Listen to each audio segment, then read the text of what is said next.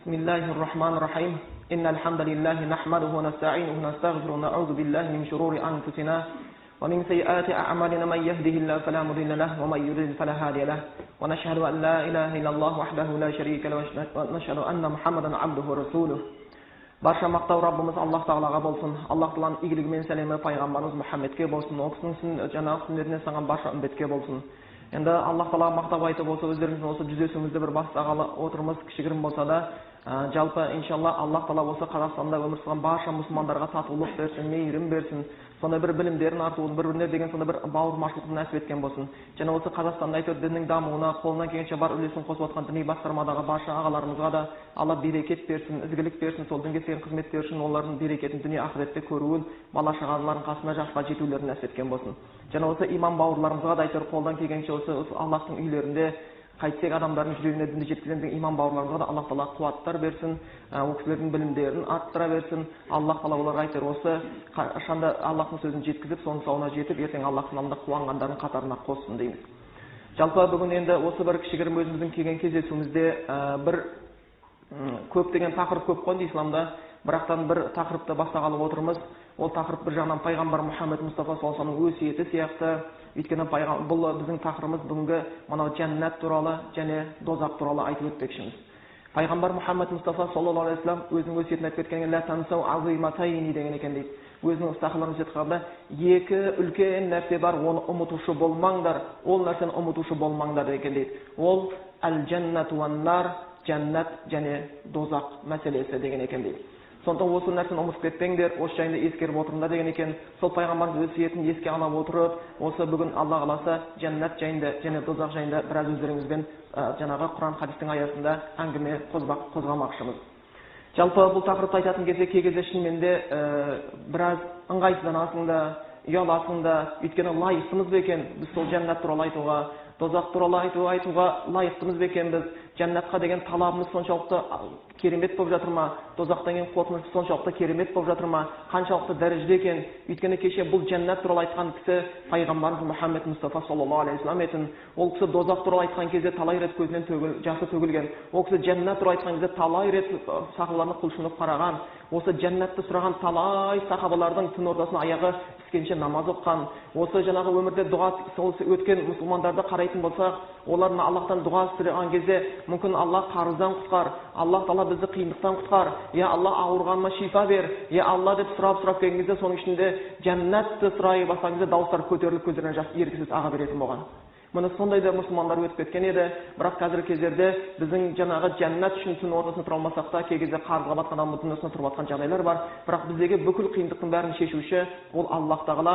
Бұл екі нәрсе шынымен де болған жаңағы ұлы нәрсе, оны еске алуымыз қажет болады. Жәннат деген Аллах өзінің сүйген құлдарына уәде қылған нәрсесі, ал дозақ деген Аллах Тағала сол күнәһарларды сақтандыру үшін айтып кеткен жаңағы сондай бір азапты орны. Жалпы Аллах Тағала Құранда айтады: кімде-кім егер дозақтан алыстатылатын болса, ертең және жәннатқа кіргізілетін болса, міне сол бақытқа жеткен, міне сол жаңағы ізгілікке құтылған, міне сол табысқа жеткен адам деп келеді. Өйткені бүкіл өмірдің нәтижесі сол. Және біліңіздер, егер сіздер бұл өмірде бүкіл жақсылыққа жетіп, бірақ ертең Аллахтың қасындағы жәннатқа кіре алмасаңыздар, ешқандай жақсылық көрген жоқсыздар. Егер сіздер бұл дүниедегі бүкіл проблемадан құтылып, бірақ дозақтан құтылмасаңыздар, онда біліңіздер, сіз ештеңеден құтылған жоқсыздар. Бұл екі нәрсе Аллах Таала бұны сонау осы пайғамбар арқылы айтты. Ол Құранда да айтылған. Бұл нәрсе сонау Адам атаның жер бетіне түскеннен бері айтылып келе жатқан нәрселер. Өйткені Адам атаның өзі сол жәннат жерден шыққан, және ол білді ол жердің қандай екен, және білген жәннаттан шыққан кездегі, жер бетіне түскен кездегі Адам ата мен Хауа анамыздың жасаған дұғасы: Роббана заламна анфусана ва илам тагфир ва тархамна лакунанна минал хасирин. Я Аллах Тағала, біз өз-өзімізге зұлымдық қылып қойдық.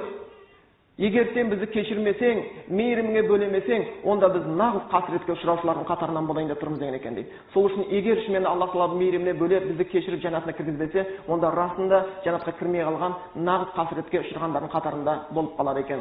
Сол үшін бұл жәннат туралы айтып кеткен кезде жалпы жәннаттың біз қандай нәрседе, ол неден тұрады, ол қаншалықты бізге қажеттілігі бар екенін біз айтып кетпекшіміз. Өйткені пайғамбар Мұхаммад Мұстафа саллаллаху алейхи вассалам біз айтып кеттік, жаңа хадисінде өзінің сахабаларына алашқан кезде айтқан сөзі: "Ла тансау азиматайни", екі үлкен нәрсе бар, оны ұмытушы болмаңдар. Екі үлкен нәрсе бар, оны ұмытушы болмаңдар. Әл-жәннату уан-нар, ол жәннат және ол дозақ деді да, фабака дейді. Келеді хадисте жылап жіберді дейді. Жылап жіберді дейді пайғамбар Мұхаммад Мұстафа саллаллаху алейхи вассалам. Сол үшін шынымен бұл кәдімгідей көңіл бұратын нәрсе. Бұл нәрсеге біз қанша ықтият болуымыз керек. Өйткені Алла Құранда айтты: "Иннал абрара лафи наим ва иннал фуджара лафи жахим". Жақсылар ертең жәннаттың ішінде болады, ал Аллахқа күнәһар болғандар олар дозақтың ішінде болады деген екен. Бұл жәннат деген жай қандай? Оны бір кішігірім біз айтып сипаттап кетсек болады. Жәннаттың жұпарының өзі 100 жылдық жерден жетіп тұрады екен да. Жұпар аңқыған иісін 100 жылдық жерден сіз оны сезіне бастайсыз. Ойлаңыз.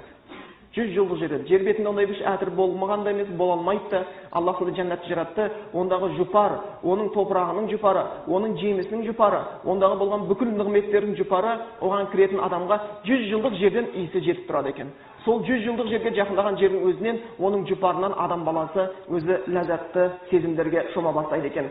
Одан кейін жәннаттың есіктері бар. Жәннаттың есіктері енді 8 есігі бар деп келеді. Әр есігінің өзінің атаулары да бар екен. Жәннаттың бір есігінің атауы, мысалы, бабус сала, намаз есігі деп келеді. Бір есігінің атауы бар, бабус садақа, садақа есігі деп келеді. Бір есігінің атауы бар, бабур райян, оны білетін шығарсыздар, иә? Бұл ораза ұстаушыларға уәде етілген есік болып келеді. Және бір есігі бабул джихад, Алла жолында күрес жүргізген. Міне осындай әрқайсының есігінің атаулары болады екен. Әрбір адам өзінің істеген ісіне қарай сол есіктерден шақырылады дейді.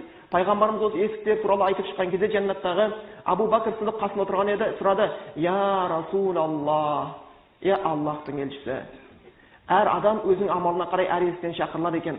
Мүмкін ба сондай бір адам болуы, ол адамды жәннаттың бүкіл есігінен шақырып қалуы?" деді. Сонда пайғамбар айтты: "Наам, иә. Сондай адамдар да болады, ол адамдарды ертең жәннаттың бүкіл есігінен шақырылады" деді. Оның оразасы да керемет, оның намазы да ықыласты, оның садақасы да көп. Ол сондай бір адамдар болады, оларды жәннаттың бүкіл есігінен шақырылады деді. Кейін пайғамбарымыз айтты: "Арджу ан такуна минху", және мен минхум, үміт етем, ей Абу Бакр, сен солардан боларсың деп айтқан екен. Субханалла. Ал Абу Бакр Сиддиқты білеміз, иә? Өмірін үлгі қараңыздар. Біз сияқты әлсіз пенделер емес. Абу Бакр Сиддиқты үлгіған Омар радиаллаху анхудың өзі талай жылағаны: "Я Абу Бакр, біз істей алмайтын сен істеп кетесің ғой. Біздің шамамыз келмейтін нәрсеге үлгі болып жүрсің ғой" деген екен дейді. Сол Абу Бакр Сиддиқ сол жәннатқа кіру үшін, дозақтан құтылу үшін, сондай халиф болып тұрған кездің өзінде, сондай бір соқыр кемпірдің үйіне барып, ыдыс-аяғын жуып, үйін сыпырған. Не үшін? Ешкім білмейді соны Омар жүргенді жүріп көрген. Не үшін? Аллахтың разылығы арқылы жәннатқа кіру үшін.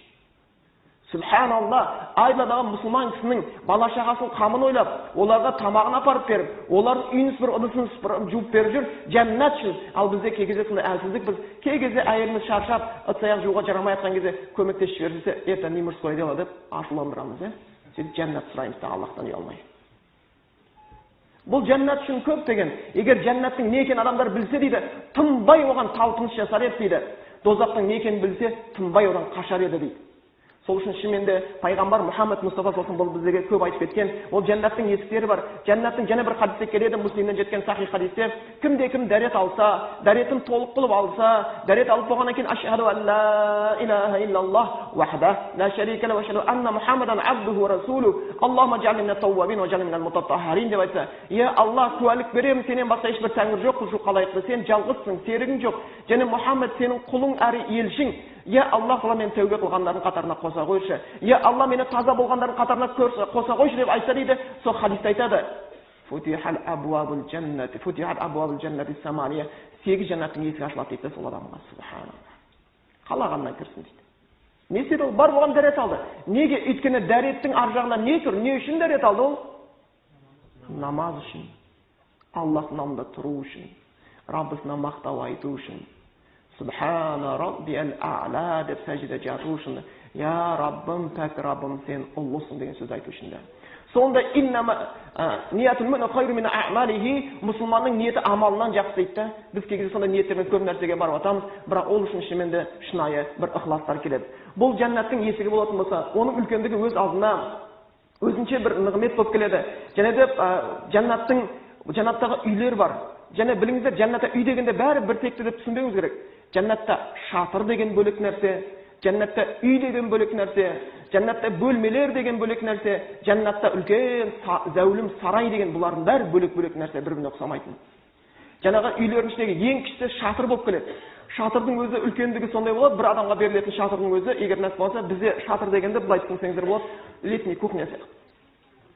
Сондай бір адамға үй беріледі, оның оған шатыр беріледі, сол шатырдың үлкендігі сондай дейді, оның үлкендігі де жер бетінде тау жоқ, бірақ сол лү деген сондай қымбат тастан, жаннаттар тастан істетілген дейді, және сол лү деген қымбат тас бүтін бөлек емес, бүтін болып тұрады.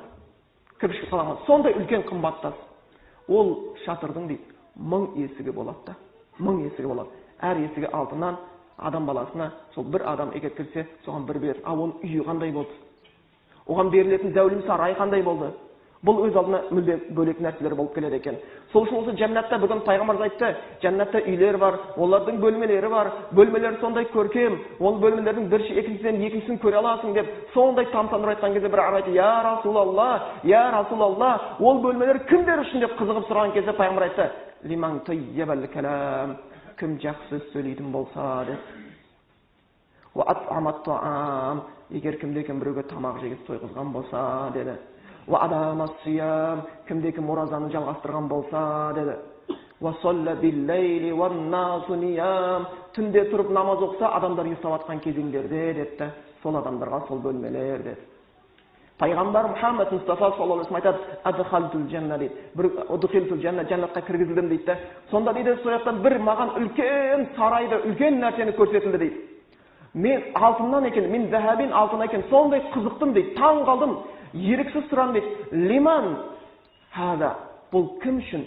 Мұна үлкен зәурім кім үшін деп айтты дейді. Сонда маған жауап берді дейді, қалу лишабин мин Құрайш, Құрайштан болған бір кісі үшін деп айтты дейді. Фазананту анни анаху, ойлап қалдым, сол адам мен шығарды ойладым дейді. Сондай керемет үй еді, мен өзім соны қызықтым дейді. Және ол Құрайштан болған, пайғамбар Құрайштан ғой. Сол мен шығарым деп ойландым дейді, шыдай алмай сұрам дейді, ол кісінің аты кім деп естігім келді дейді. Сонда айтты дейді, Ли Омар ибн Ал-Хаттаб, Омар ибн Хаттабқа деп айтты дейді. Егер пайғамбар Мұхаммед Мұстафа саллаллаху алейхи ва саллям Омарға берген ондай сарайға қызыққан болса, пайғамбарға қандай сарай беріледі? Бұл жаннаттағы ол үйлердің, жайлардың өз алдына берілетін нәлер екен. Және бұл хадис жаңағы сахих хадистерде, Бухариде, Муслимде келген хадис болып келеді. Енді жаннаттағы өзендер, ол өзінше бөлек.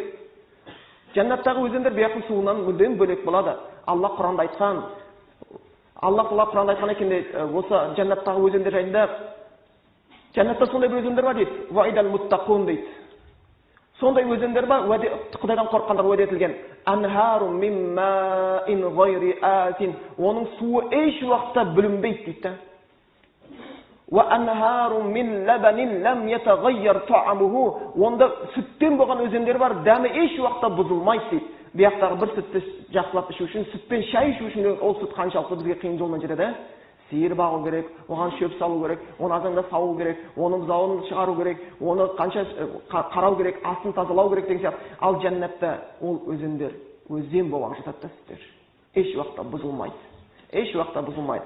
Ва анхару мин хамрин лаззатин лишарибин, және жаннатта шараптан болған өзендер бар. Шарап, кәдімгі шараптан, бірақ ол дүниенің шарабына ұқсамайды. Сол үшін хадисте келеді, кім дүниедегі шарапқа, араққа қызықса, жаннатта одан сусын татамайды дейді. Екеуінің арасындағы айырмашылық, жаннаттағыдан адамның басында ауырмайды, мас та болмайды. Ал бұяқтағыда тек қана адамға жаман қасиеттер, жамандықтар ғана алып келетін болып табылады.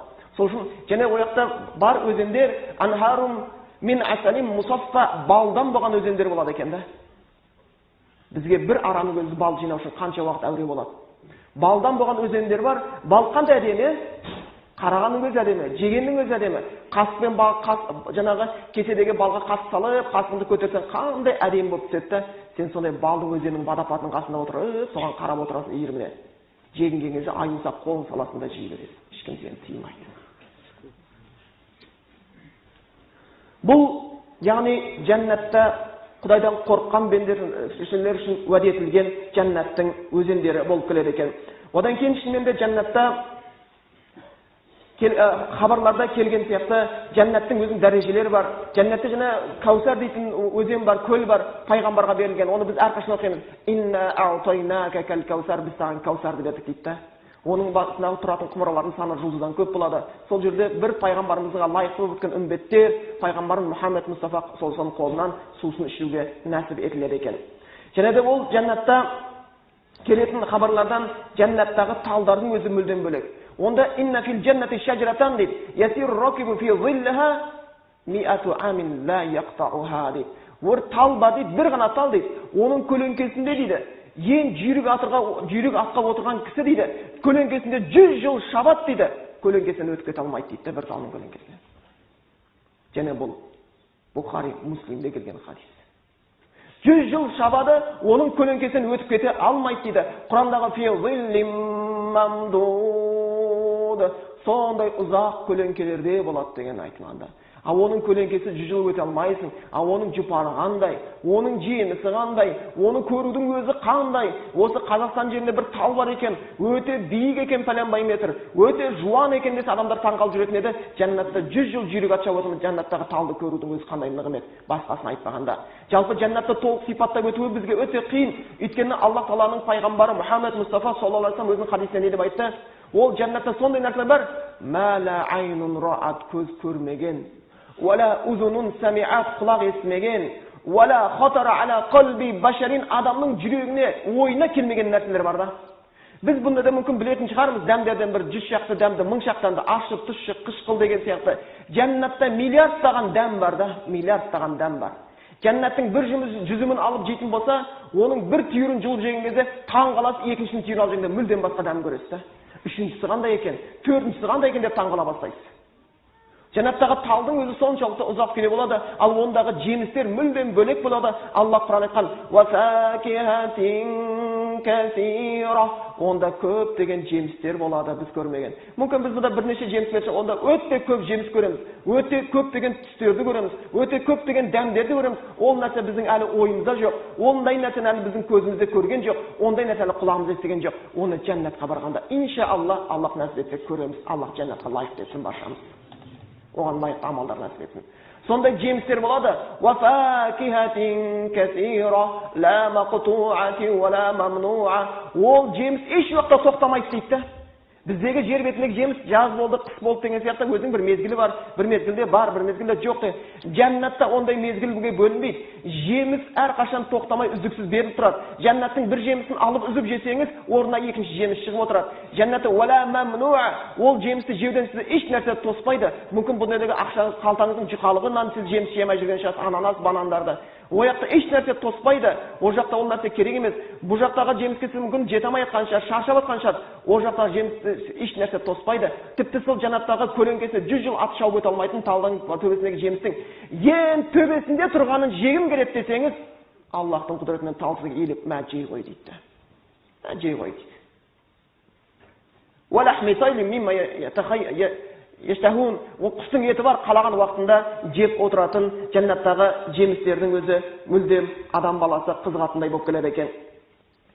Жәннаттар сондай қою, жәннаттың топырағынан өскен, жәннаттың желімен желбіреген, жәннаттың суынан ішкен бұл жәннаттардың жемісін жеу әлбетте үлкен нәрсе болып келеді екен.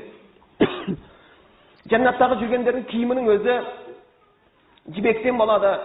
Ол жібек бізде мына дүниенің өзі жібек қымбат мата, иә? Бүкіл басекеңдердің киген галстугын сұраңыздаршы, неден екен? Жібектен дейді.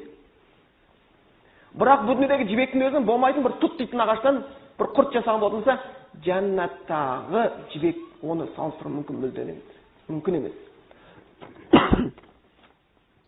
Жәннаттағы ол жібектен кейін болады, олар сундус, истибрах деп бөлінеді, жұқа жібек, қалың жібек, ол адам денесі киімге сондай бір рахат береді, сондай өзің жайлылық сезесің, ол сондай киімге өте қатты қызығатын болады екенсің. Ол жәннаттағы және де көп деген нәрселер болады, адам баласының біз бәрін айтатын болсақ мүмкін емес, бірақ жәннатта осы айтылған нәрселердің бәрін, осы нығметтердің бәріне жету үшін оған кімдер жетеді деген сұрақ және туады да. Оған Құдайдан қорыққандар. Кімдер сүйіншіленген жәннатпенен? Олар кімдер сүйіншіленген? Аллах айтқаны: "Вабашшириллазина аману ва амилус-солихати". Құдайға иман келтіріп, Аллахтың айтқанын істеп намаз оқығандарды сүйіншілеңдер дегенде ол жәннатпен. Кім болса ол емес. Жәннатқа кіру үшін көп нәрсе керек емес деп ойлаймыз, бірақ қаншалықты ықылас қажет. Қаншалықты ықылас қажет. Аллах Тағала Құран аяттарында айтады жәннатқа кіретіндердің сипатында. Сол аяттарға мұқият құлақ салайық та, солардың қатарында біз бармыз ба? Бар болсақ, альхамдулиллах деп айтайық. Егер олардың қатарында жоқпыз ба, онда Аллах та бізге сондай сипаттар нәсіп етсін дейік. Жәннатқа кіретіндерді сипаттаған аяттар өте көп. Соның бір-екеуіне ғана тоқтап өтсек болады. Аузу биллахи минаш шайтанир ражим. Бисмиллахир рахманир рахим.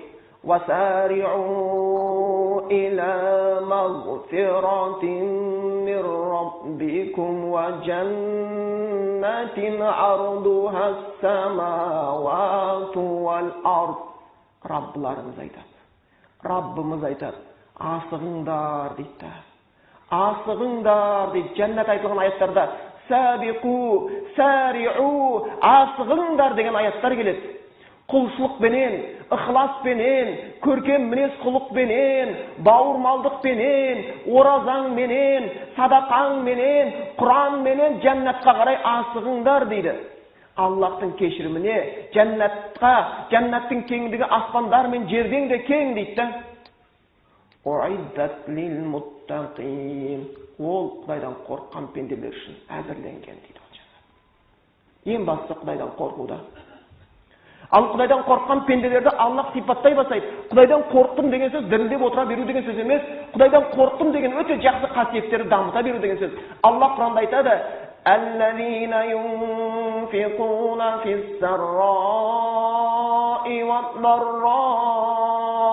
Олар дейді, жағдайы жақсы болса да, жағдайы нашар болса да, Аллах жолында нафақа, садақа беріп, кедей кепшік, жетім жесірдің жағдайын ойлап жүретіндер дейді.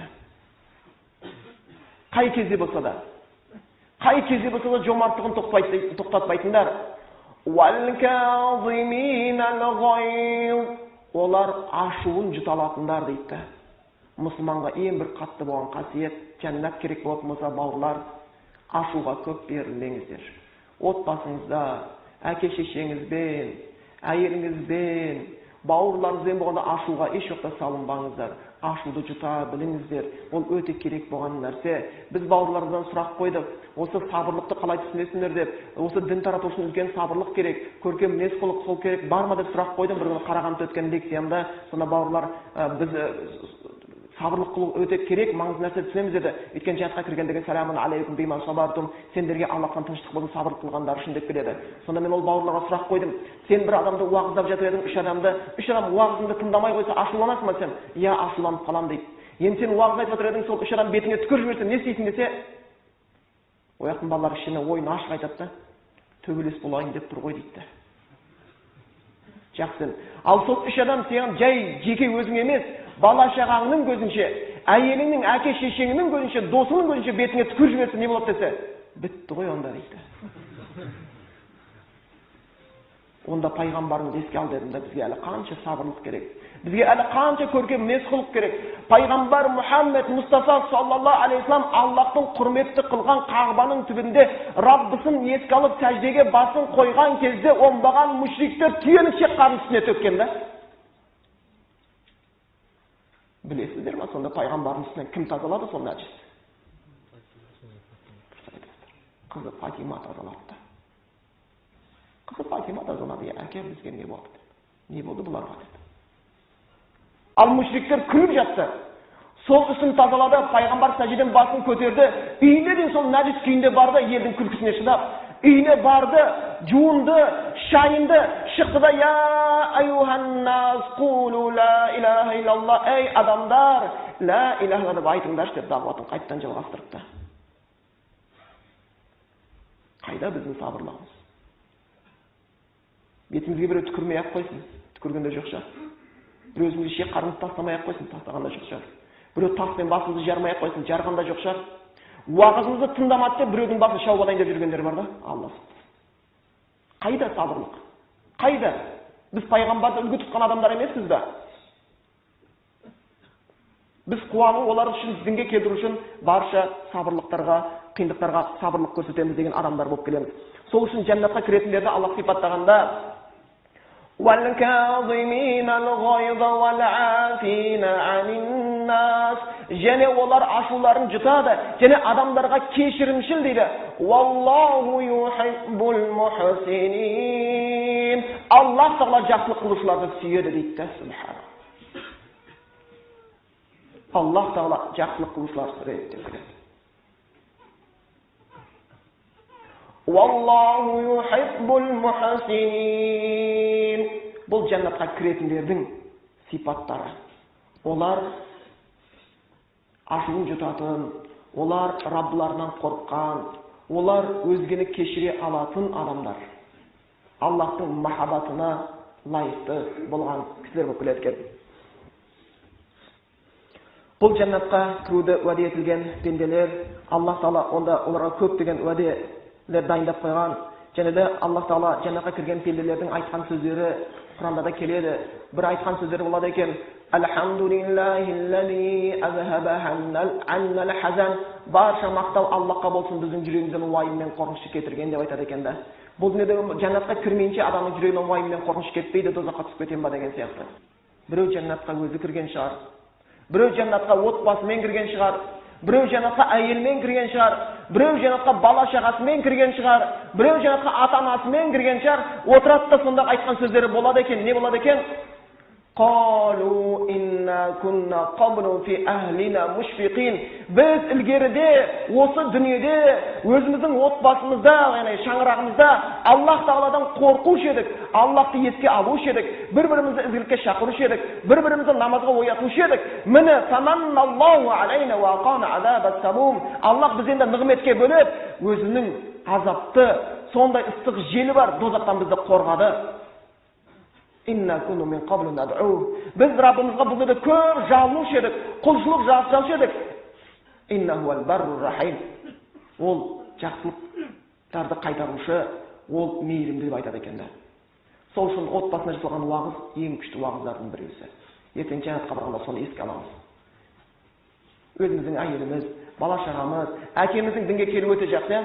Бір күні бір Қарағандыда жүрсем, бір бауырымыз бейшембі күні звондап жаңағы айтады: "Ұстаз, жұма күні уақытыңыз бар ма, бір жолға аттым?" "Ұстаз, уақытыңыз бар ма, жолға аттым?" Дауысына қарасам, әбіржіп тұр. Не болды екен деп уайымдадым. Ертең соған жолыққанша мен де асықтым. Ертесіне кезіктім, ол келді, қарасам түріне қарасам әбіржіп тұр. Не болды екен деп ойладым. Жетті бірақ маған жорға дегенде. Сөйтіп сұрағын қоятын болды да, сұрақ па десем, сұрақ емес екен. Айтады: "Ұстаз, сіз білесіз бе? Ұстаз, сіз білесіз бе?" деп көзіне жас толып бара жатыр. Не болды? Не болды десем, "Менің әкем бар ғой, әкемші, әкем. Не болды әкеңе? Не болды? Бұған бірдеңе болып қалма" деп. "Әкеңе не болды?" "Әкем бар ғой, әкемші." "Иә, не болды?" десем, "Әкем намаз бастады" дейді. Бұдан өткен қуаныш жоқ. Бұл бақыт деген осы ғой.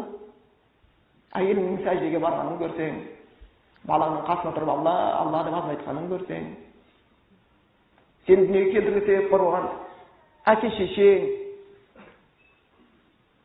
дүниеге келтіруге себеп болған анаң, әкең намазға келіп жатса, бұл бақытта. Алла сол кісілерге иман берсінші. Иманы барлардың иманын қуаттасын. Аллахқа жәннатта олармен бірге қауышуды, бірге болуды Аллахтан нәсіп еткен болсын. Және де осы жерде біз бұл жәннат жайында кішігірім айтып өттік. Өйткені уақытымызға байланысты енді екінші пайғамбар айтып кеткен нәрсесі тозақ мәселесі. Бұл да оңай шаруа емес. Бұған да барынша сақтану қажеттілік туындайды. Өйткені пайғамбар Мұхаммед Мұстафа саллаллаху алейхи вассалам айтқан екен өзінің хадисінде: "Валлази нафси биядихи", жаным қолында болған Аллахпен ант етейін, "Лау раайтум ма раайту ладахиктум қалилан фабакайтум касиран" деп айтқан екен дейді. Егер жаным қолында болған Аллах Тағаламен ант етейін, егер сендер менің көрген нәрсемді көрген болсаңдар, онда сендер аз күлетін едіңдер, көп жылайтын едіңдер деп айтқан екен. Сонда одан сұраған кезде: "Я Расулалла, сіз не көрдіңіз? Не көрдіңіз?" деп сұраған кезде: "Әл-жәннәті ван-нар", мен жәннат пен тозақты маған Аллах көзіме көрсеткен деп айтқан екен. Ол оңай шаруа емес. Бір күні Nu'man ibn Bashirdan жеткен hadisте rivoyat etiladi. Bir kuni payg'ambar Muhammad Mustafa sallallohu alayhi vasallam sonda jana shurib jugurib kelib, minberning ustiga ko'tarilib deydi. Bar davosini ayqaylab ayta boshladi deydi. Anzartukumun nar. Men senlarga dozoqni aytib eskertdim, ey ummatim. Men senlarga dozoqni aytib eskertdim, ey ummatim deb ayqayladi deydi davosini sonday ko'tarib. Ustindagi kiyimi oyog'ining ostuna tushdi. Uning davosin bozordagi bukul odam esidi deydi. Biz ko'chaga chiqmay qo'yib ayqaylab. Biz o'zimizning qasımızda o'tirgan balashamiz ayelimizga dozoqni, Alloh dozoqdan eskertgan deb aytsak da yaxshida. Odan da artıq etsin Allah taala barşamız. Sol üçün bu dozoq masalasi oңай emas. Ol жайында көптеген sahabalarning dozoq туралы bilgan sahabalarning kuyini көретін болсақ, басқа ғалымдардың күйлерін көретін болсақ, олардың біз dozoqni қалай иман келтіргенін түсінеміз. Олар жәннатқа қалай асқанын көргенін білсек, олардың dozoqқа құлу үшін қаншалықты нәрсе қылғанын көрсек біз білеміз. Омар радиаллаху анхудың екі көзінің алдында көз жасынан қалып кеткен сызық, ол жәннаттан деген үміт, ол dozoqтан деген қорқынышынан болатын. Абу Бәкір радиаллаху анхуды сондай ешкім бәрі жатқан кезде ешкімге көрінбей тығылып барып, бір соғырген бірдің үйін сыпыртып ыдыс аяғын жуғыздырған, ол жәннатқа деген үміт болатын, dozoqтан деген қашу болатын. Sahabalарды намазға деген рахаттандыратын пайғамбарымыз Біләлға азан айт емес, бізді рахаттандыр деген сөзді айтқызған себеп, олардың жәннатқа деген ұмтылысы болатын. Олар білді намаздың артында жәннат тұрғанын. Олар білді оразаның артында жәннат тұрған. Олар білді Аллахтың айтқан әмірлерінің артында жәннат тұрған. Сол үшін бұл нәрселерге олар қатты қызықты. Өйткені шынымен де қарап тұрсаң, бүкіл нәтиже «Фаман зухзиха анин нар удхилал джанната фақад фаз». Кім егер дозақтан құтылып жәннатқа кірсе, міне сол бақытқа жеткендердің қатарына кіреді дейді. Абу Джауза деген кісі айтады, егер дейді, мен ол мұсылманшылық күшейіп тұрған заман екен, егер мені дейді мұсылмандарға басшы қылып қойғанда, бір әмір қылып қойғанда мұсылмандарға, менің ең бірінші жасайтын тірлігім не болатын еді дейді. Ең бірінші жасайтын тірлігім дейді, мен дейді сол жаңағы ақша алып дейді мемлекеттің қазынасынан. Алатын едім, әрбір жолдың бойына адам жиналатын жерлерге ұзын мұнаралар соғатын едім. Сол мұнаралардың басына арнайы адамдар қоятын едім, қызмет қылып көрсетеді. Олардың бірақ жұмысы болатын еді, олардың бірақ жұмысы болу керек, ол айқайлайды адамдарға дейді ескертіп, Аннар, дозақ деген нәрсе бар, ұмытып кетпеңдер. Дозақ деген нәрсе бар, ұмытып кетпеңдер деп айтатын еді. Және де бір риwayatта келеді, Хазіреті Алидің немересінен болған Али ибн Хусейн деген кісі бір мұсылмандармен бірге қонақта отырады. Қонақта отырған кезінде, ол кездегі үйлер қарапайым ғой. Ағаштардан соғылған, жапырақпен жабылған деген сияқты, жанса тез өртенетін.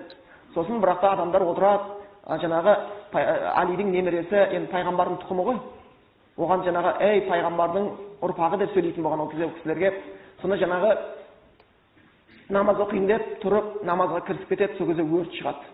Адамдар бір үйден шығып, өрт аушыма әуре болып, жаңағы я ибн Расулаллах әл-Хариқ, я ибн Расулаллах әл-Хариқ, ол кісі намазға кірісіп кеткен еді. Ей пайғамбардың ұрпағы, пайғамбардың баласы, ей өрт болып жатыр, сізге зиян болмас, шығыңыз дейді. Ол кісі әлі сәжде жатыр.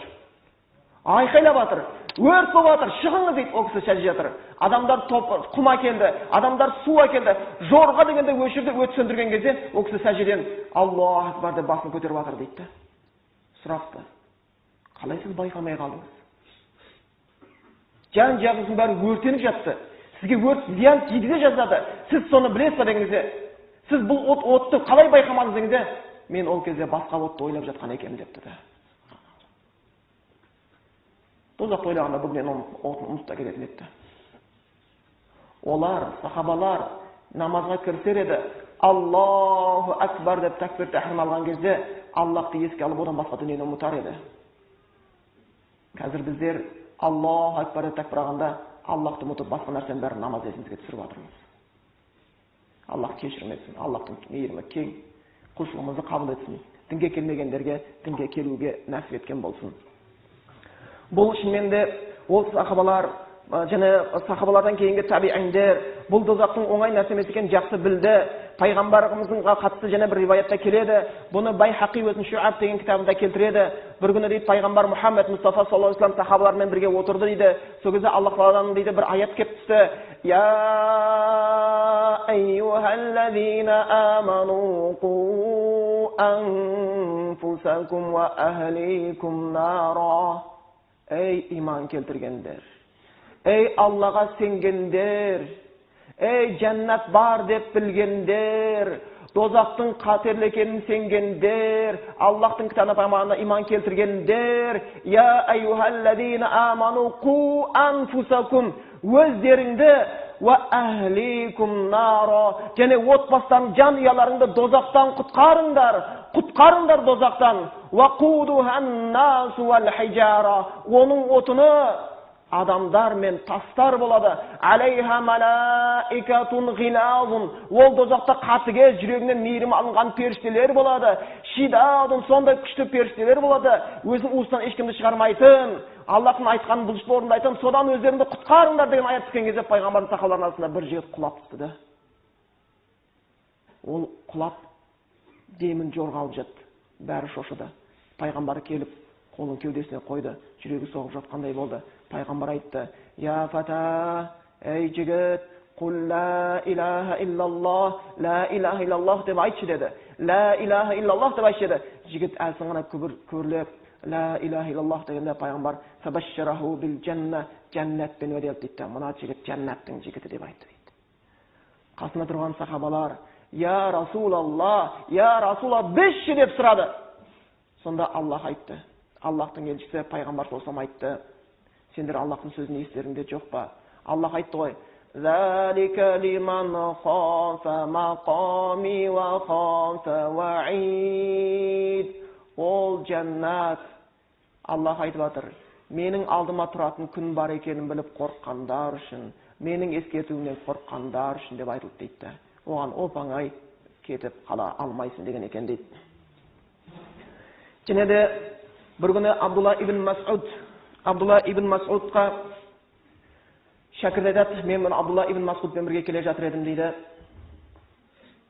"Біз Марра бил Хаддадин темір ұсталарының қасынан өттік" дейді. Олар жаңағы көмірге темірді қыздырып жатыр екен. Жаңағы көмірдің ішінен қып-қызыл болған темірді суырып алған кезде Абдулла ибн Мас'уд сол қып-қызыл темірге қарап тұрып жылады дейді. Жылады да Аллахтан дұға қылды: "Алла дозақтан сақташты." Өйткені олар білетін, ол кісі тәфсір ілімі сол кісіден басталатын еді, бір сахаба. Және ол кісінің Құранда аят бар: "Нахну жаалнаха тазкира", дүниеде пайдаланып жатқан оттарыңды ақыретте дозақ бар екенін ескерту үшін жаратқанбыз дейді Аллах Тағала Құранда. Ол білді, бұл жерде мүмкін ол жаңағы қып-қызыл темірден қылыш жасалатын шығар, одан орақ жасалатын шығар, одан ыдыс жасалатын шығар, бірақ дозақтағы қып-қызыл темірлер күнәһарлардың денелеріне шаншылады. Күнәһарлардың денесіне шаншылады.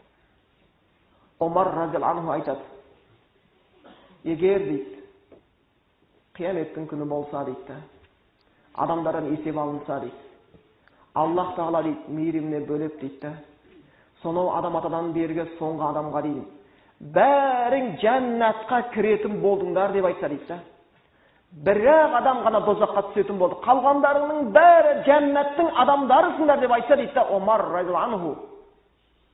"Ла хифту анни анаху" дейді. "Мен қорқар едім, сол бір адам мен ба" деп дейді. Қорқар едім дейді. Бірақ Аллах Құранда не дейді? "Аузу биллахи минаш шайтанир раджим. Бисмиллахир рахманир рахим. Ва лақад заръна ли джаханнама касиран минал джинни вал инс". Аллах Құранда бірақ адам дозаққа түседі деп айтқан жоқ. Біз жындардан адам жараттық дейді. "Валақад заръна ли джаханнам", дозақ үшін дейді. Біз жараттық дейді жындардан және адамдардан. Касира, көпшілігін дейді. Субханалла. Омар бір адам түссе қорқам деді, Аллах Тағала көпшілігі түседі дейді. Касиран минал джинни вал инс. Жындардан көпшілігі, адамдардан көпшілігі дозаққа түсейін деп тұр дейді. Оны бұлай ақ көрсеңіздер де болады. Қанша адам дінде жоқ. Қанша адам дінді жеп көреді. Қанша адам дінден алыс. Қанша адам қылмыс жасап жүр. Қанша адам Құдайына қарсы сөз сөйлеп жүр.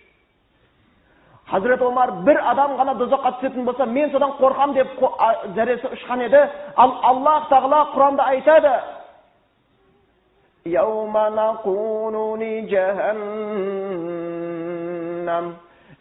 نقول لجهنم هل امتلأت Қияметтің күні дозаққа айтамыз, ал дозақ толдың ба, болдың ба деп сұрақ қоямыз дейді. Сонда дозақ айтатқан дейді. وَتَقُولُ هَلْ مِن مَّزِيدٍ тағы болса тастай бер дейді екен. Тастай бер тағы болса дейді. وَتَمَّتْ كَلِمَةُ رَبِّكَ لَأَمْلَأَنَّ جَهَنَّمَ Аллахтың сөзі тамам болған.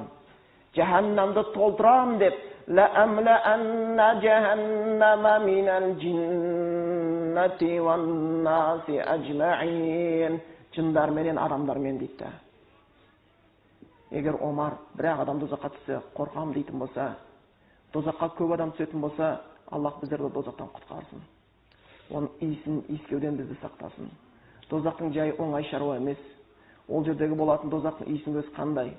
Оның ыстығы, ол жердегі адамдар түскен кезде, олардың жаңағы сол қатты шөлдеген уақыттарында, оларға ішкізетін судан, олар дозақта шөлдеп су сұраған кездерінде дейді, оларға сондай қайнаған су алып келеді дейді, қайнаған суға жақындаған кездерінде беттері қуырыла бастайды дейді. Беттері қуырыла бастайды. Көргенсіздер ме табада ит қалай қуырылатынын? Қалай шыжылып қуырған көргенсіздер ме? Ана су жақындатылып келе жатқан кезде бетіне беттері қуырыла бастайды дейді. Ол дозаққа түскендердің жейтін тамағы қандай болады? Дозақтың сонау түбінде өсірілетін заққум деген ағаштың жемісінен жегізеді. Жемісі тура шайтанның басына ұқсайды. Жеген адам ішіне жаңағы тамақ түскен оның дауысын естисің, бұрқырап қайнап жатқан гүрілдеп. Оның үстіне жаңағыдай ыстық су ішкізіледі. Ондағы жейтін тамақтарын оларда болатына жейтін тамақтарын дария деп аталады екен. Дозақтағы қиналған адамдардың үстіне қан мен ірім болады да. Дозақтағы азаптар түрлі Құран аятына бөлінген. Ол азаптарда азабун алимун ала азабун шадидун азабун азимун азабун мухинун деп келген аяттар бар. Сол мағынаны беретін аяттар бар. Яғни бір азап бар, алим, сондай ауыртатын азаптар дейді. Жаныңды қинайтын, сондай ауыртатын, шыңғыртатын азаптар бар дейді. Азабун шадид, қатты азаптар бар дейді. Азабун азим, сондай бір үлкен азаптар бар, адам оны көргенде зәресі ұшатын дейді. Азабун мухин, қор қылатын азаптар бар да, абыройдан жүр қылатын азаптар бар. Ол дозаққа түскендер, сондай темір бұғаулармен бұғанып, сондай шынжырлармен шынжырлып, оршырмалып, дозаққа тасталынады. Құранда аятында келеді, «Худуху фагуллу» алыңдар мына күнәһарларды. Ұстаңдар да оларды фагуллу бұғаулаңдар. Худуху фагуллу суммал жахима саллу. Кейін олар дозаққа тастаңдар. Және оларды фи силсилатин зар'уха саб'уна зираан фаслуку. Сонда 60-70 құлаш болған шынжырмен матап байлаңдар. Құран аятында келеді. Дозаққа түскендер дейді, дозақтан өзін-өзі құтқару үшін дейді. Сені маяқта ит таласа, саған от тисе не істейсің? Қолыңмен қорғанасың, аяғыңмен қорғанасың. Бірақ көргенсіздер ме? Азаптан бетімен қорғанған адамды көргенсіздер ме сіздер? Осылай отқа жанғанда бетімен өзін-өзі қорған адамды көрдің бе? Жоқ. Қолымен қорғайды. Бетін қолымен жабады. Аяғымен қорғанады оттан. Ал дозақтағылар дейді, дозақтың отынан бетімен қорғанады. Не үшін? Аяқ қолдары байланғанда күйіп баратыр. Сонда бетін отқа қарай төсейді, денесінде күйдірген штабай барқан кезде. Бетімен қорғанады дейді. Юсхару бихи ма фи бутунихим вал жулуд. Дозақтағы оларға киізілетін ыстық темірден болған, қайнаған оттан болған киім, оларға үстерінен құйылатын қайнаған судан дейді. Олардың дейді, юсхару ма бихи, сонымен қайнат дейді, ма фи бутунихим, ішіндегі нәрселері вал жулуд және терілер дейді. Субханалла, қараңыздар. Бірінші тері күйу керек еді, бірақ Аллах Құран аятында айтты, бірінші ішкі дүниесі жанып күйеді деп бұрқырап деді. Одан кейін терілері, Бұл оттың ыстықтығын көрсетеді. Дүниенің отынан дозақтың оты 70 есе ыстық. Біз білеміз, мына кезде микроволновый пеш деген бар. Аз уақыттың ішінде саласына тауығыңды қайтып суырып аласың, буын бұрқатып. Жаңағы өт өткен кезде, волна өткен кезде пісіп қалады да, дозақтың оты сондай ыстық, дозаққа түскен кезде теріңнен бір ішкі дүниең пісе бастайды да. Сондай ыстық от. Және де дозақта және бір қиыны сумма ла ямуту ва ла яхья. Онда олар өлмейді де, тірілмейді де дейді. Өле алмайды да, тіріле алмайды да дейді. Ол оңай шаруа емес. Бұл дүниеде бір сені қинаса, сен құтыласың, ажалың келсе, жаның шықса. Бірақ о дүниеде тозақта қинаса, құтылу қиын. Сол үшін Қазекең айтады, бұл дүниенің азабынан көрге барып құтыласың, ал ол дүниенің азабынан қайсы жерге барып құтыласың дейді. Қайсы жерге барып құтыласың дейді. Бұл дүниеде біз қатты ыстықтасақ, шөлдесек, не істейміз өзіміз салқындату үшін? Салқын су ішеміз. Қатты ыстықтап баратсақ, көлеңкеге барып отырамыз. Қатты ыстықтап баратсақ, ал желдетеміз, вентилятор деген нәрсе, не? Желдетеміз. Бірақ тозақ аятында келген аяттарға қарайтын болсаңыздар, ол жерде осы суың да қайнап тұрады. Желің де күйдіріп, самун деп келеді да, самун сондай күйдіріп үйтетін жел ұрып тұрады да, тынымсыз. Бұлай үйтсе де үйтіп өтеді, бұлай үйтқысы да үйтіп өтетін оттар болады. Қайнаған сулар болады дейді. Оның көлеңкесі ыстық көлеңкелерде болады дейді да. Ол көлеңке дейді, тозақтың отының түтіннің көлеңкесі дейді. Талдың көлеңкесі жоқ орда. Тамның көлеңкесі жоқ. Орда от пен түтіннің көлеңкесі бар да. Одан басқа нәрсе. Осы үш салқындық беретін мына дүниедегі су, жел, біздің жаңағы салқындық беретін нәрселеріміз ол дүниеде бәрі ыстық болып тұрады да. Бәрі ыстық болады. Суың да, желің де, көлеңкең де. Алла Тағала ойға түсіп кетуден баршамызды сақтасын. Сол үшін пайғамбар бекерден бекер, мен сендерді ескерттім дозақтан деп бекерден бекер мінберге көтеріліп дауыстаған жоқ. Омар разияллаху анху бір күні келіп дейді, от жаққан кезде отқа қолын былай төсеп тартып айтады екен дейді. Я Омар, я Ибн Хаттаб, ей Омар, ей Хаттабтың ұлы. Кайфа тасбиру лихаза. Отқа қалай шыдайсың дейді. Қалай шыдамақсың дейді. Қалай шыдамақсың дейді.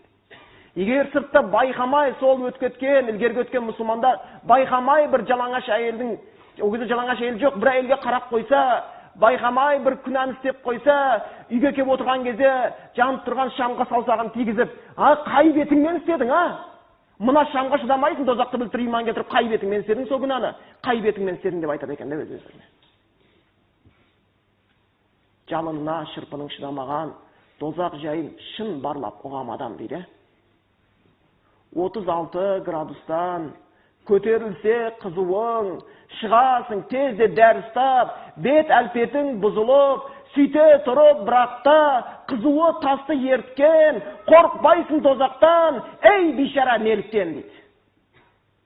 Бұл ойын емес. Жәннатты да Аллах Құранда айтты, тозақты да Құранда айтты. Және Аллах айтты, иннал абрара лафи наим, жақсылар жәннатта, ва иннал фуджара лафи жахим, күнәһарлар тозақта депті. Күнәһарлар тозақта деп айтып кетті. Енді бұл тозаққа түсетін адамдар, олар көбінесе Аллахтың әмірінен алыс болғандар, Аллахтың бұйрығымен жүрмейтіндер, пайғамбардың жіберген елшісін құрметтемейтіндер, намазға келе алмай жатқандар, осы Аллахқа серік қосқандар болады екен. Тозаққа біреу түседі, мәңгілікке қалады, тозаққа біреу түседі, мүмкін жазасын көріп шығады, бірақ тозаққа түсу былай тұрсын, тозақтың иісін сезіну өзі оңай емес. Үлгеріп кеткен мұсылмандардан сондай азаннан кешкейтін жылайтын болған. Неге сонша жылайсың дейді. Сонда айтады екен, егер Аллах Тағала неге барғанда мен тозаққа салып азаптайын деді, отына адамдар мен тастар болған. Егер Аллах Тағала маған соны отына адам мен тас емес, жай ғана сені егер күнәһар болатын болсаң, ыстық моншаның ішіне шығармай, қамап қоям десе, соның өзі маған жылауға жетер еді деген екен да. Соның жылауға жетер еді деген екен да. Мен бір бауырымызды білем, ислам дінін қабылдаған, өзі спортсмен кісі еді.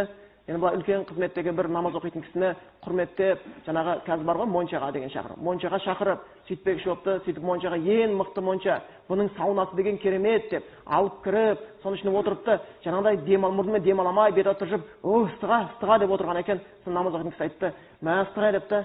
Егер не істейміз қатты болса, ой, беке, ана жақта не су тұр, мұздай су бар, соған сүңгиміз, мұздай су ішеміз депті.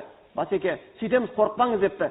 Депті. Есік ашылмай қалса не болса, ой, қойыңыз, ондай сөз айтпаңыз, есік ашылар еді. Бірақ ашылмай қалса не болады депті. Онда жағдай қиын болады депті. Ал тозақта есік ашылмайды деген екен депті. Ашылмайды депті, кірген екен, болды, жабылады. Сол үшін бұл нәрселерді өзімізде білуіміз керек, және басқаларға ескертуіміз керек. Жәннатқа асқан адам, тозақтан қашқан адам, ол қарап жатпайды. Ол міндетті түрде әрекетін жасайды. Тозақтағы сондай оттар бар, бетіңді қарайтып күйдіреді. Беттің күйіп кету деген оңай шаруа емес. Мен бір күні бір бауырымызды жолықтым, 5 уақыт намаз оқиды екен. Бірақ сол өзінің сәл ілгергі кезде мына отқа күйіп қалған екен. Қазандағы май атылып кетіп, бетіне төгіліп, бетінің бәрі үйіп қапты, кеудесінің бәрі үйіп қапты. Ана бауырымыз алғаш көрген кезде ол жазылған кезінде, бірақ соның өзінде қасы көзі жоқ. Жаңа қасы мен кірпігі жоқ, бет аузы терісі сүйегіне жабысқан. Бір көрген кезде адамды былай кішкене сәл ғана ойландыратын, сондай келбетте сол бауырымыз сөйлескен кезде қалай болды, не болады екен дегенде, күйдік, әйтеуір шыңғырдық, үйттік, бүйттік, әйтеуір апарды, больницаға түстім дейді, жаттым, әйтеуір тірі қалдық қой дейді. Бірақ дейді, мен бірнеше ай дейді, айнаға қараған жоқпын дейді. Егер мен отырған бөлмеде айна тұрса жақтырмаймын дейді. Айнаның қасына өткенде жүрегім тартылдайды дейді. Бетімді көруге дәтім шыдамады дейді. Білдім дейді, жақсы емес екен. Жақсы емес екен, білдім дейді. Және тозақтағы және бір қиын азап Аллахтың ашуында болады. Тозаққа түскендер лағнетке ұшырап түседі. Аллах Құранда аят бар: «Инналлазина кафару ва мату ва хум куффар». Сондай күфір болып өмір сүргендер, кәфір болып өлгендер дейді. عليهم لعنة الله والملائكة والناس أجمعين. Оларға Аллах тағаланың ләғнеті болады.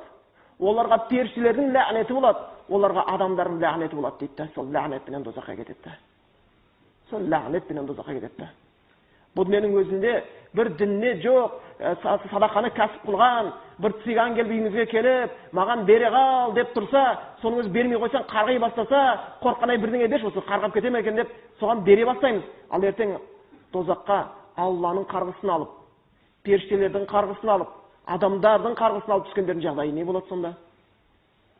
Сол үшін әрбір біз Аллах Тағалаға иман келтірген кезде, иман келтірдік дейміз Аллаға, және соның ішінде осы тозақ пен жәннаттың үкімдеріне. Абу Ханифа өзінің Фихул Акбар деп кітабында жазып кеткен: «Әл-жәннату хаққун уан-нару хаққун». Жәннатта ақиқат бар нәрсе, тозақта ақиқат бар нәрсе деп айтып кеткен. Бұл екеуі рас нәрсе деген.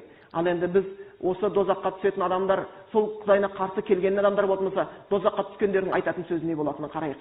Тозаққа түскендердің айтатын сөзі: «Фарджи'на на'мал солиха».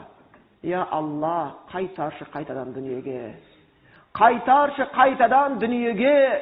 Егер қайтарсаң, на'мал солиха, сен сүйетін істерді орындаймын, намазыңды оқимын, зекетіңді беремін, әке-шешемді сыйлаймын, адамзатқа жамандық қылмаймын. Алла қайтаршы дүниеге деп сол сөз айтады. Біз қазір дүниедеміз, ескеріңіздер. Сол жақта барып айтқаннан гөрі, осы жақта соны істеп қалайық. Қияметтің күнінде 50 мың жыл аяқта тұрғаннан гөрі осы жақта намазда тұрып қалайық. Тозақта барып зар еңіреп жылағаннан гөрі осы жақта жылап қалайық, Құдайдан қорқып. Кімде-кім Аллахтан қорқып көзіне жас келсе дейді, оны Аллах Тағала тозаққа харам етеді дейді. Тозаққа харам етеді дейді. Омар разиаллаху анху бір күні түннің ортасында ешегімен келе жатқан еді. Сонда бір қары кісінің түннің ортасында тахаджуд намазында Тур сүресін оқып жатқанын дауысын естиді. Инна азаба раббика лавақи' ма лаху мин дафи'. Аллах Тағаланың азабы сөзсіз болады, оны тоқтатушы нәрсе жоқ деген естіген кезде, я Алла деп Құдайдан қорқып, дұғасын жасап, тозақтан пана сұрап, үйіне қайтады да сол қорқыныштан ауырып қалады бір айға дейді. Бір ай адамдар келіп көңіл сұраған екен дейді. Бір ай көңіл сұраған. Ол сондай батыр кісі еді. Бірақ Аллахтың алдында батырлық жоқ. Сол үшін барған соң көреміз деген адамдар батырлар емес, соқырлар. Барғаннан кейін пайда жоқ. Ертең тозаққа себеп болып түсуге айдалған адамдардың айтатын сөздері: Я лайтани қаддамту ли хаяти. Әй, өмір осы сияқты екен ғой жәннат, осыған бір әрекет жасағанымда ғой, амал істегенімде ғой деп қалады да. Қазір бізге амал істеуге мүмкіндігіміз бар. Бізге басымызға келетін өмір, жалпы өмірдегі бүкіл нәрселер, оның бәрі бізге уағыз. Біз күніге Құранда оқимыз: Alhamdulillahi Rabbil Alamin. Фатиха сүресін оқимыз, намазымызды оқимыз. Бүкіл әлемнің Раббысы Аллах Тағалаға мақтау деп, Аламин деген Аллахтан бөлек бүкіл жаратылыс, және Алам деген сөз араб тілінде белгі деген сөз. Біздің маңымызда бүкіл жаратылыс Құдайға иман келтіру үшін қойылған белгілерді. Күнде, айда, жұлдызда, бізде, бала-шағада, жеген, ішкен тамағымызда, жүрген жолымызда бүкілі Аллахты танысын деп қойылған белгілерді. Ұшып жүрген масаның өзі Құдайдан қорық деген белгілерді. Егер жер бетінің бәрін заводқа айналдырсақ, осы Қазақстаннан бастап, анау Россияға да үлкен завод соқсақ, бірақ сол заводтың ішінен бір шыбын жасап шығара аламыз ба? Бір масаға жан бере аламыз ба? Жоқ. Біз оны күніге айтып жатырмыз. Алхамдулиллахи Раббил Аламин. Бүкіл әлем мақтау әлемден Раббысы Аллахқа болсын деп. Бүкіл маңайымызда қоршаған дүние Аллахтан қорықсын, Аллахты танысын деп келген. Сол үшін Құдайына иман келтірмегендер Аллах Құранда "Уама qadarulloha haqqa qadrihi", олар өздері Раббылардың қадіріне жетіп тани алмады дейді. Қадіріне жетіп тани алмады дейді. Енді сөзімізді қорыта келе екі мысал айтып кеткім келеді, екі қисса. Біреусі пайғамбарымызға дейінгі қисса, біреу пайғамбарымыздың кезіндегі қисса. Екі қиссада Аллах Тағаланың Құранында келген. Қиссаның ең жақсы Құранда келген қиссалары. Біреусі Фирғаунның әйелі Асия, анамыз туралы қисса. Енді жай ғана көз алдарыңызға тарихты елестетіп көріңіздер. Фирғаун деген бір залым кісі болыпты. Ол айтты: "Ана Раббукумул а'ла", мен ұлы Құдаймын деп тақбір жасады, және соған көпшіліктерді қорқытып сендірді. Және сол Фирғаун қанша жап-жас балаларды өлтірді. Егер анасының кеудесінен баласын суырып бауыздаса, оның анасы қарсы шығуға да шамасы келмеді. Сол Фирғаунның қасында әйелі болды. Ол Фирғаунның әйелі болғаннан кейін Фирғауннан қалған нәрсе әлі күнге дейін өзінің із-түзсін жоғалмай жер бетінде жатыр, тарих болып жатыр. Соның денесі әлі күнге дейін бізге адамзат баласына сақталып қалды. Алла Құран айтқандай: "Сені біз денеңмен сақтап қоямыз, адамдарға ескерту болсын", бірақ көбісі оны білмейді деген екен де, қарса көп адам білмей жүр. Аллах Тағала соның денесін сақтап қойды. Сол Фирғаунның әйелі болды. Ол сондай өзін Құдаймын деп, сол Мысырда өзінің патшалығын орнатқан адамның әйелі қандай жақсылықтар көрді деп ойлаңыздар. Ең жақсы үй Мысырдағы Фирғаунның әйелінде. Ең жақсы төсек Фирғаунның әйелінде. Ең жақсы тамақ Фирғаунның әйелінде. Ең жақсы киім Фирғаунның әйелінде. Ол жұмыс деген жоқ. Оның қасында қанша деген әйел нөкерлерінен жүрді. Олар отыратын болса жүгіріп кеп төсеніш төсейді. Тұратын болса қолынан тамады. Тамақ ішетін болса алдына кеп қояды. Ол тамақты істеген жоқ. Ол кір де жуған жоқ. Ол сондай керемет үйде, сондай бүкіл нәрседе тұрды да бір уақытта иман келтірді да. Фирғаунның қатты ашуы келді. Дәл қасына әйел иман келтіргенде сөйтті да оны өлім жазасына кесті.